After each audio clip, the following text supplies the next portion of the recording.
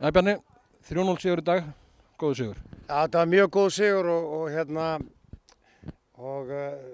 Leiknisliðið er erfitt við að eiga og eru alls ekkert á þeim stað í deildinni sem þeir ætti að vera með að við gæði og ég er hrifinn af því liðið að því leitinu til að þeir spila svona beinskettan bolta, leita stystulega marki og það er oft erfitt að eiga við þá eins og við sáum kannski aðeins hérna í byrjun en smá saman fannst mér við taka svona höfum góð tök á leiknum og skorum náttúrulega frábært mark og á móti liðum eins og Leikni er mjög mikilvægt að ná fyrsta markinu og svo náttúrulega skiluðu hérna 2 föst leikatriði sér loksins í netið.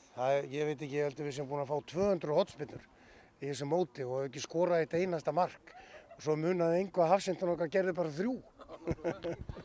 Þetta er orðin hörkudeild, þetta er, hvað, það eru 7 lið sem er í barðunum að fara upp. Já, þetta er orðið alvöru maður og nú er bara að hugsa okkur. Við erum ekki að pæla í stöðun eins og hún er núna og bara hugsa okkur og næsti leikur, það er auðvitað mikilvægasti leikurinn og aðalatriðið er að bara halda þessum stíl. Við erum búin að halda markinu hreinu í mörgum leikjum og